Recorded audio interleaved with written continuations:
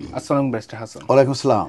আমরা জানি যে 22 জুলাই 2025 থেকে নতুন নিয়ম আসতে যাচ্ছে স্কিল ওয়ার্কার ভিসার ক্ষেত্রে।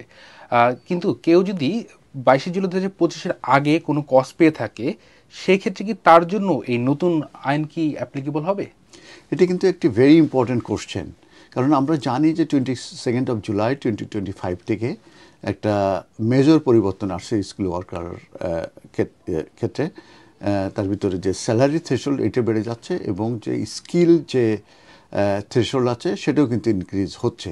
তো যে কারণে আফটার 22 জুলাই 2025-এর পরে যদি কোনো কজ ইস্যু হয়, তাদের কিন্তু নতুন যে আইন হবে আফটার 22 জুলাই 2025 হবে, সেটা তাদের জন্য অ্যাপ্লিকেবল হবে।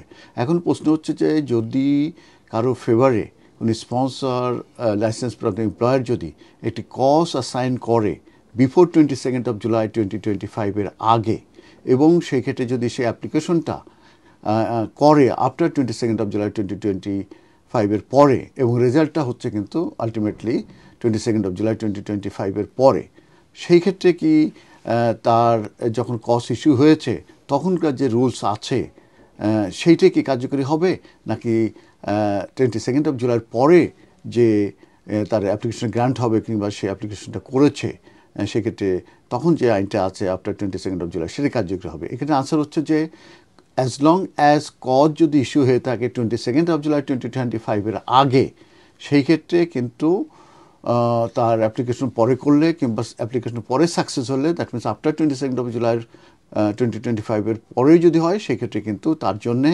এক্সিস্টিং যে রুলস আছে বিফোর 22 জুলাই সেটাই কিন্তু তাদের জন্য কার্যকরী হবে। তার মানে তার যে লেভেল সেটা 3 to 5 এর ভিতরে যেটা সেটা, আবার যে স্যালারি এই মুহূর্তে যেটা আছে যে 38,700 প্লাস আরও অনেক কেয়ার ওয়ার্কার ভিসা বলেন কিংবা সিনিয়র কেয়ার ওয়ার্কার ভিসা বলেন, এগুলোতে কিন্তু এখন 25,000 আছে। আবার কোনো কোনো ক্ষেত্রে দেখা যাচ্ছে যে যেমন নিউ এন্ট্রান্টদের ক্ষেত্রে দেখা যাচ্ছে যে 30,960 পাউন্ড আছে।